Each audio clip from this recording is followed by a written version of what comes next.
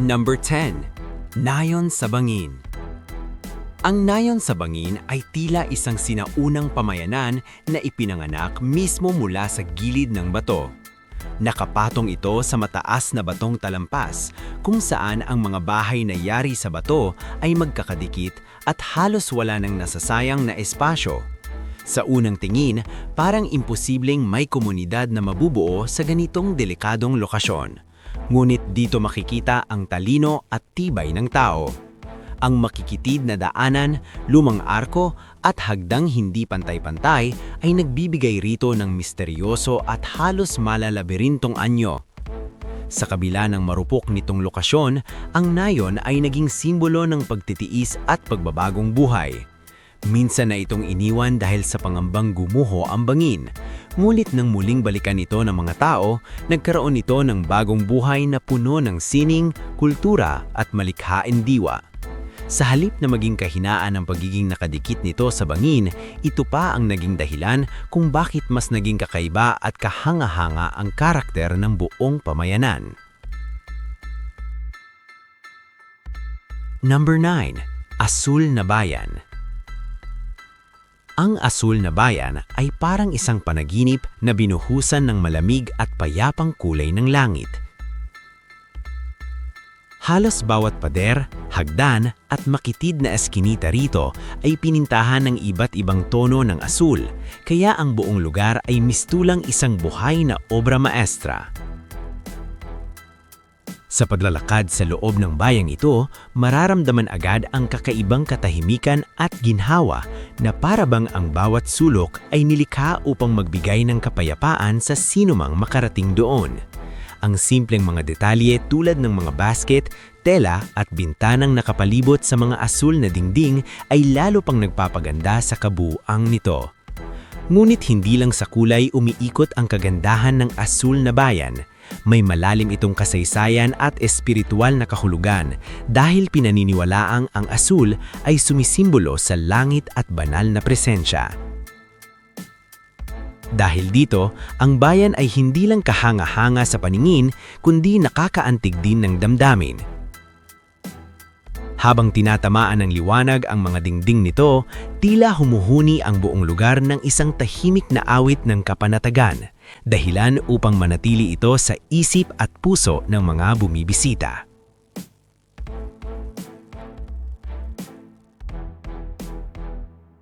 Number 8. Bayang Bato sa Dagat. Ang Bayang Bato sa Dagat ay isang pambihirang pamayanan na nakatago sa ibabaw ng isang napakalaking bato na nakausli mula sa dagat. Sa unang tingin, para itong likas na kuta na halos hiwalay na sa buong mundo, at ang tanging daan ang nag-uugnay rito sa kalupaan ay isang makitid na daan. Sa loob ng matitibay nitong pader ay matatagpuan ang mga lumang bahay na bato, makikipot na kalsadang cobblestone at mga arko na wari bang direktang hinugot mula sa nakaraan. Bawat sulok ng bayan hito ay may bakas ng sinaunang pamumuhay na hinubog ng pangangailangang mabuhay sa isang matarik at hiwalay na lokasyon. Ang tunay na ganda ng Bayang Bato sa Dagat ay hindi lamang nasa anyo nito, kundi sa lakas ng karakter nito. Napapalibutan ito ng dagat sa halos lahat ng direksyon, kaya ang tubig ay nagsisilbing parehong proteksyon at pinagkukunan ng buhay. Habang lumulubog ang araw, ang ginintoang liwanag ay tumatama sa mga pader na bato at lumilikha ng tanawing maringal ngunit payapa. Sa halip na subukang lampasan ang limitasyon ng lupang kinalalagyan nito, pinili ng bayang ito na yumakap sa kanyang pagkakahiwalay at gawin itong sandigan ng katatagan at pagkakakilanlan.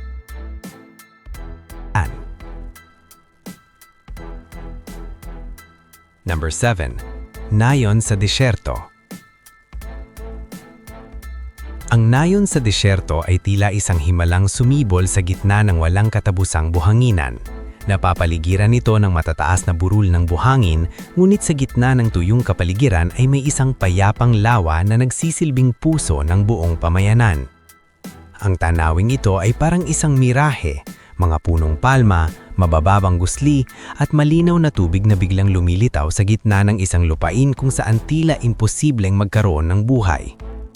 Ang kakaibang pagsasanib ng tubig at desyerto ang dahilan kung bakit agad itong tumatatak sa isip ng sino mang makarinig tungkol dito. Ngunit higit pa sa kagandahan, ang nayon sa desyerto ay isang kwento ng pag-angkop at pagpupursigi. Noong unang panahon, nagsilbi itong pahingahan ng mga manlalakad hanggang sa kalaunan ay naging ganap na tahanan ng mga taong nagpasyang manatili roon. Sa bawat paglubog ng araw, ang buhangin ay nagiging kulay ginto at pula na para bang pinapainitan ng kalangitan ang buong nayon sa isang mahiwagang liwanag. Sa pamamagitan ng isang marupok na oasis, napatunayan ng komunidad na kahit sa pinakatuyong lugar sa mundo, may kakayahan pa ring bumuo ang tao ng tahanan, pag-asa at buhay.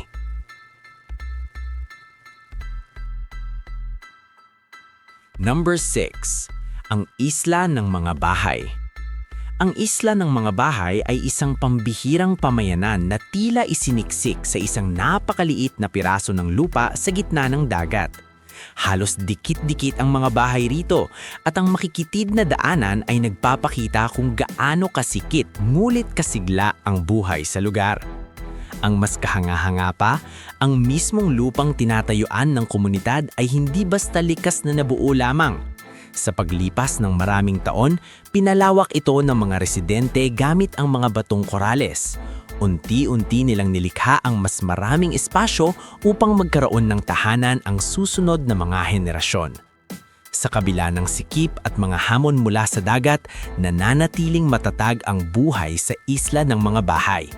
Ang karagatan ang sentro ng kanilang kabuhayan at ang mga bangka ay karaniwang nakahimpil malapit mismo sa kanilang mga tahanan.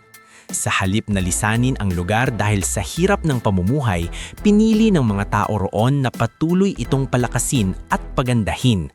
Dahil dito, ang maliit na islang ito ay naging matingkad na simbolo ng sama-samang tiyaga, kung saan ang dagat mismo ay naging daan upang makabuo ng isang siksik ngunit matibay na komunidad. Number 5. Bayang Dagat sa Hilaga. Ang Bayang Dagat sa Hilaga ay isang tahimik ngunit napakagandang pamayanan na matatagpuan sa malamig at maringal na bahagi ng Hilaga. Napapalibutan ito ng matatarik na bundok at malinaw na tubig, kaya ang tanawin ay parang isang larawang halos hindi kapanipaniwala sa tunay na buhay. Ang mga tradisyonal na pulang kabahayan na nakahilera sa gilid ng dagat ay lalo pang nagpapaganda sa lugar, lalo na kapag ang kanilang mga refleksyon ay malinaw na sumasalamin sa payapang tubig. Sa unang tingin, tila humihinto ang oras sa bayang ito, at ang katahimikan nito ang isa sa pinakamalalim na dahilan kung bakit ito di malilimutan. Ngunit ang tunay na alindog ng Bayang Dagat sa Hilaga ay nasa payak nitong pamumuhay. Ang ritmo ng buhay rito ay nakasabay sa galaw ng dagat, kung saan ang pamingisda at simpleng araw-araw na gawain ang bumubuo ng diwa ng komunidad. Kapag malinaw ang panahon, ang mga bundok at tubig ay nagsasanib sa isang tanawing halos mistulang panaginip, habang ang ambon at hamog ay minsang nagbibigay dito ng mala-engkantong anyo. Hindi ito bayang umaasa sa ingay o karangyaan para mapansin. Sapat na ang katahimikan, likas na ganda at marahang kilos nito upang makuhang puso ng sinumang makarating doon. Number 4. Nayon sa Dalampasigan. Ang Nayon sa Dalampasigan ay isang makulay na pamayanan na nakadikit sa pagitan ng matatarik na bato at ng bughaw na dagat. Sa unang tingin, para itong isang pintang na buhay, mga bahay na magkakapatong sa gilid ng bangin, makikitid na eskinita at isang maliit na daungang nagsisilbing puso ng buong nayon. Halos walang maluwag na lupang masasayang sa lugar na ito, kaya bawat bahagi ng pamayanan ay tila maingat na inangkop sa likas na hugis ng kapaligiran. Ang pagsasanib ng dagat, bato at mga bahay na may matingkad na kulay ang dahilan kung bakit ito agad na nag-iiwan ng malalim na impresyon. Sa kabila ng limitadong espasyo, ang Nayon sa Dalampasigan ay matagal nang nabubuhay sa pamamagitan ng pag-angkop sa kalikasan sa halip na labanan ito. Ang maliliit na bangka sa daungan, mga hagdang paakyat sa kabahayan, at mga tanimang nasa gilid ng mga dalisdis ay nagpapakita ng talino ng komunidad sa paggamit ng bawat sulok ng kanilang nayon. Habang tumatama ang liwanag ng dapit hapon sa dagat at mga gusali, tila lalo pang nabubuhay ang buong lugar. Sa halip na maging hadlang ang masikip at mabatong lokasyon, ito pa ang naging pinagmula ng natatanging ganda at alindog ng pamayanang ito. Number 3. Bayang Nasa Bangin.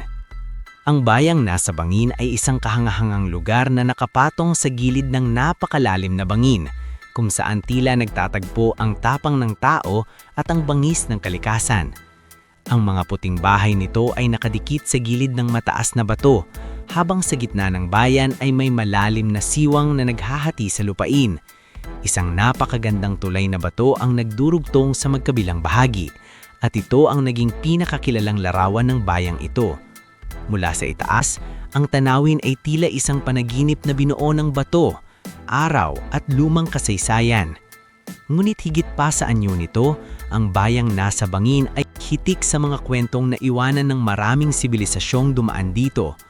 Ang bawat makitid na daan, lumang pader at estrukturang bato ay may bakas ng mahabang kasaysayan, mula sa sinaunang panahon hanggang sa mga sumunod na henerasyon.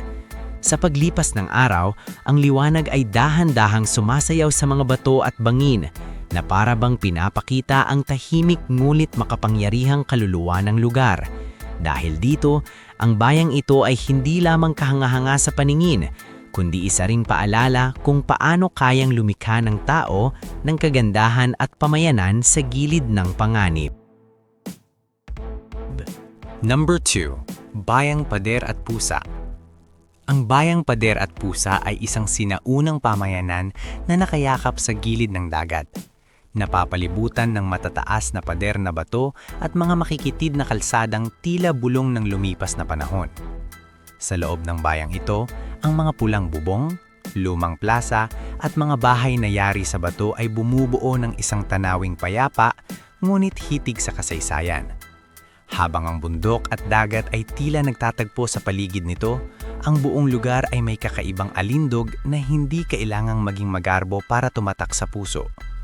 Isa itong bayang tahimik lamang sa unang tingin, ngunit unti-unting ipinapakita ang lalim ng karakter nito habang mas nakikilala.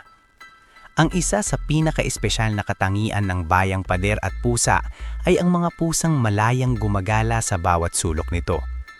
Makikita sila sa mga hagdan, pader, gilid ng mga bintana at maging sa tabi ng mga kafe, na parabang natural silang bahagi ng kaluluwa ng bayan.